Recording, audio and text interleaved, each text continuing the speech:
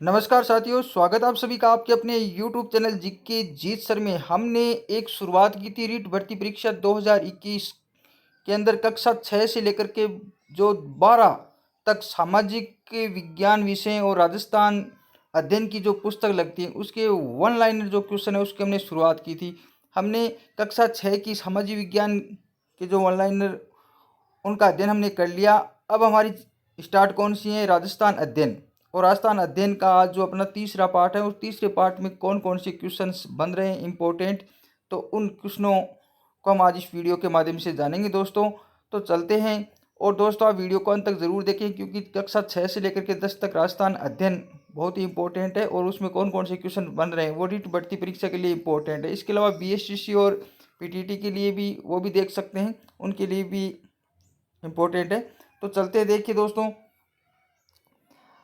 राजस्थान इतिहास जानने के स्रोत कक्षा 6 का ये राजस्थान अध्ययन का तीसरा पार्ट है और ये रीट भर्ती के अंदर संबंधित है।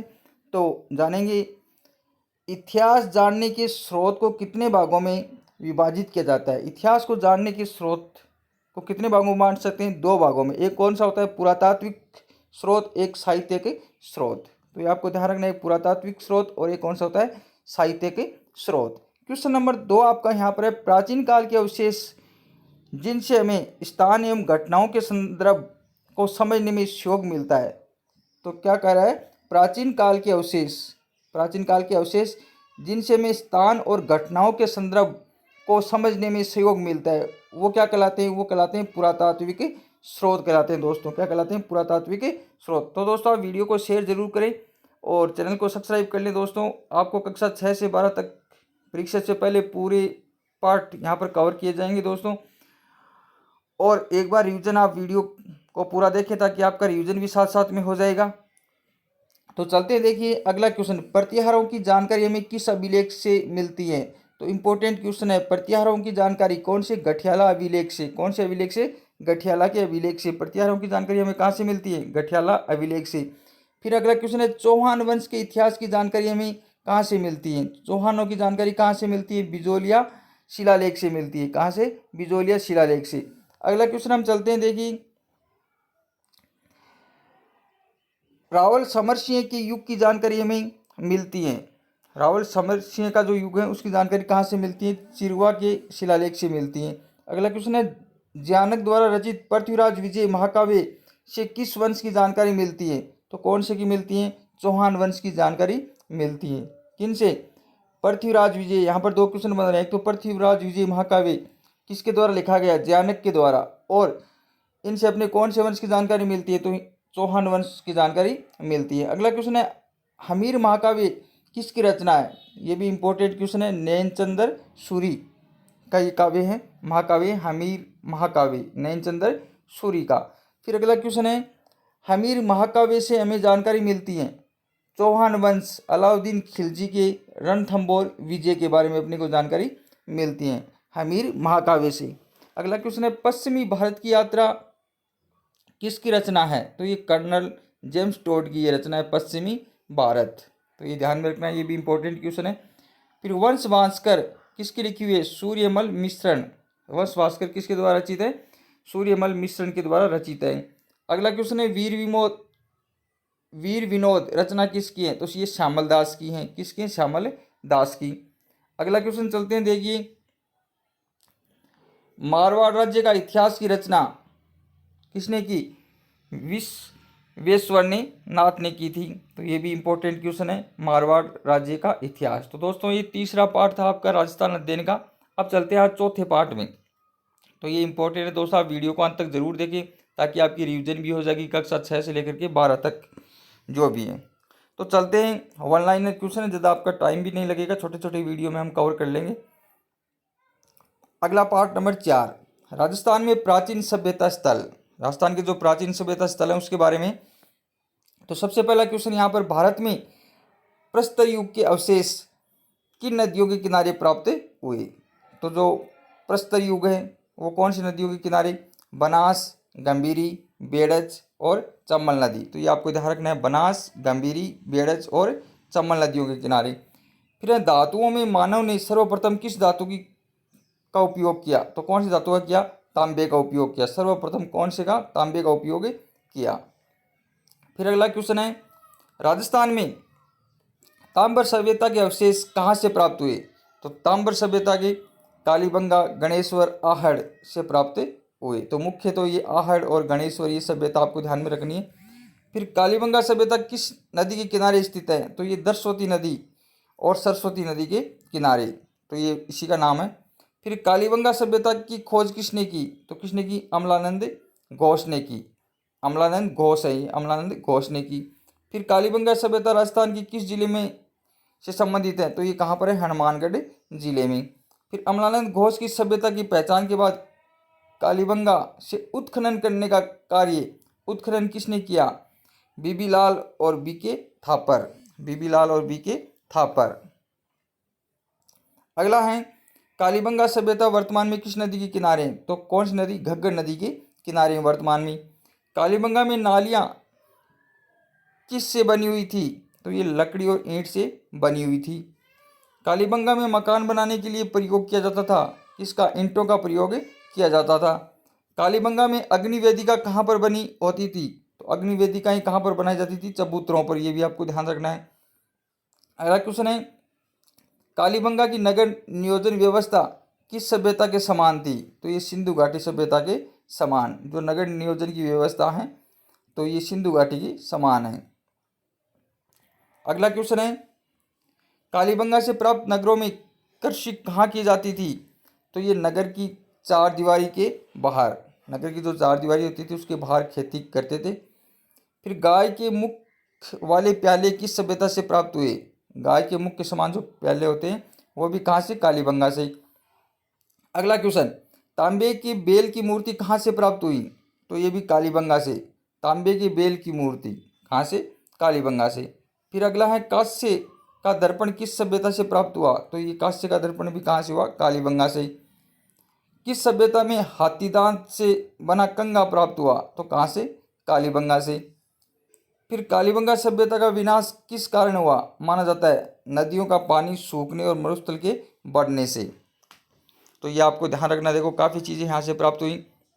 नगर की चार दीवारों के बाहर खेती करते थे, गाय के मुख वाला प्याला और तांबे के बेल की मूर्ति, कांस्य का दर्पण और हाथी दांत से बना कंगा। तो ये सभी कहाँ से मिले हुए हैं?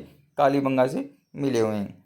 और इसका पतन, इसका विनाश किस कारण से हुआ?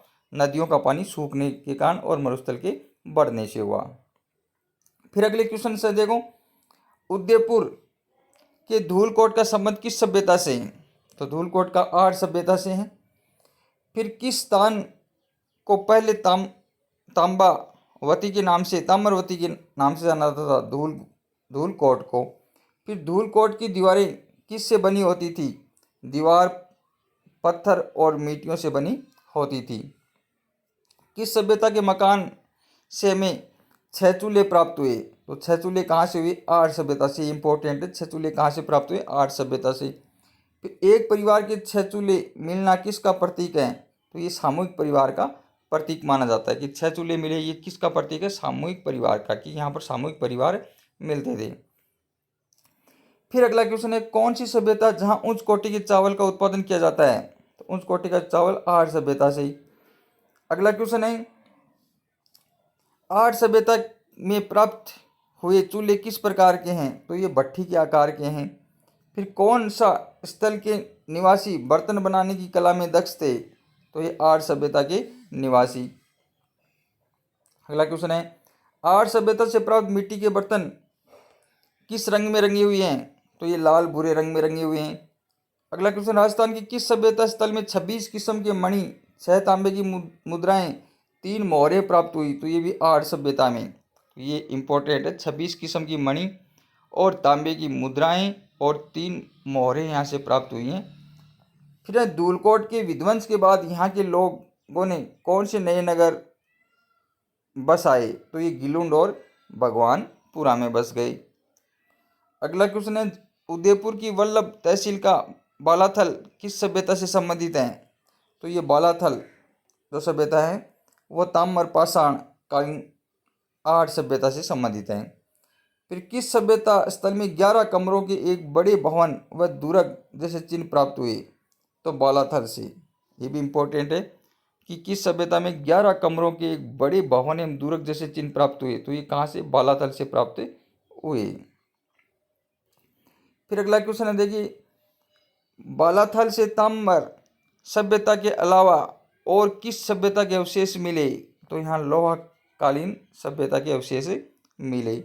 अगला क्वेश्चन है, लोहा गलाने की भट्टियां बालाथल में प्राप्त हुई। बेरार जयपुर के अलावा किस स्थान से बुने हुए वस्त्र के अवशेष प्राप्त हुए? बालाथल से। फिर गणेश्वर सभ्यता के अवशेष कहाँ से प्राप्त हुए? तो कहाँ से? सीकर जिले के नीमका थाना तहसील के गणेश्वर नामक स्थान से। गणेश्वर सभ्यता को किस नाम से जाना जाता है? तो ताम्र संचित संस्कृति के नाम से जाना जाता है। अगला क्वेश्चन है, गणेश्वर में कौन सा तांबे का उपकरण पश्चिम तथा मध्य एशिया में निर्यात किया जाता था? तो दोहरी परतदार शिरावाली तांबे की पिन, ये आपको ध्यान में रखना है।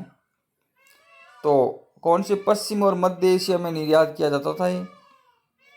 फिर गणेश्वर सभ्यता से कितने प्रकार की मिट्टी के पात्र प्राप्त हुए? तो 2 प्रकार के।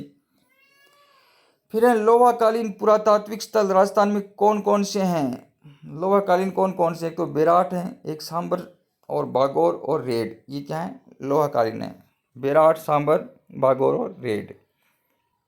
बेराट राजस्थान की किस जिले में स्थित है? तो ये जयपुर जिले में है, ये भी आपको ध्यान रखना है। फिर है बीजक की पहाड़ी और भीम डूंगरी का संबंध, तो ये किससे हैं? बेराट सभ्यता से हैं। फिर महाभारत काल में बेराट को किस नाम से जाना जाता है? विराटनगर के नाम से। फिर अगला क्वेश्चन है, पांडवों ने 1 वर्ष का अज्ञातवास कहाँ बिताया?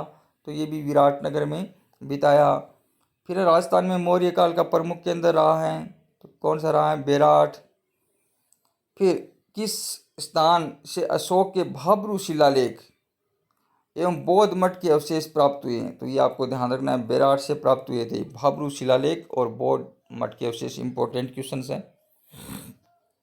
फिर अगला क्वेश्चन है, राजस्थान में किस सभ्यता स्थल से एक कमरे से 36 चांदी की मुद्राएं प्राप्त हुई? तो क्या 36 चांदी की मुद्राएं कहाँ से प्राप्त हुई? बेराट से। तो काफ़ी चीज़ें बेराट से मिली हैं। 36 चांदी की मुद्राएं, भाब्रू शिलालेख, बौद्ध मठ के अवशेष, और ये मौर्यकालीन प्रमुख केंद्र रहा है। और पांडवों ने यहाँ पर अज्ञातवास बिताया। और बेराट को विराटनगर के नाम से जाना जाता था। और भीम डूंगरी और बिज्जक पहाड़ी का संबंध भी कहाँ से? बेराट से। और बेराट राजस्थान के किस जिले में है? जयपुर जिले में। फिर अगला क्वेश्चन है, 36 चांदी की मुद्राएं कितने भारतीय यूनानी शासकों की हैं? तो ये 28 मुद्राएं यूनानी शासकों की, इसमें से कितनी है? 28 मुद्राएं हैं। 36 मुद्राएं मिली बेराट से, उसमें से यूनानी शासकों की कितनी है? 28। 36 चांदी मुद्राओं में कितनी मुद्राएं पंचमारक है? तो पंचमारक कितनी है? 8। कितनी है? 8। फिर कहाँ की खुदाई से स्वास्तिक तथा त्रिरत्न चक्र के चिन्ह आयुक्त अलंकर घड़े, दीपक, नाश्ता व पक्षी, पत्थर की संदूक, लोहे की कील, हाथ से बना हुआ वस्त्र प्राप्त हुआ? तो ये बेराट से प्राप्त हुआ। तो ये आपको ध्यान रखना है, क्या क्या चीज़ मिली? त्रिरत्न चक्र, स्वास्तिक और अलंकृत घड़ी, दीपक, नाचता हुआ पक्षी, पत्थर की संदूक, लोहे की कील, तो हाथ से बना हुआ वस्त्र, ये सभी कहाँ से मिले? बेराट सभ्यता से मिले। तो ये सभ्यता से संबंधित जो रीट भर्ती परीक्षा में टॉपिक लगता है, और ये लगभग सभी भर्तियों में लगता है दोस्तों। तो ये आज हमने 2 पार्ट यहाँ पर कवर करे हैं दोस्तों। अगर आपको वीडियो अच्छा लगे तो लाइक, शेयर, कमेंट जरूर करना। चैनल को सब्सक्राइब करना ना भूलें। धन्यवाद।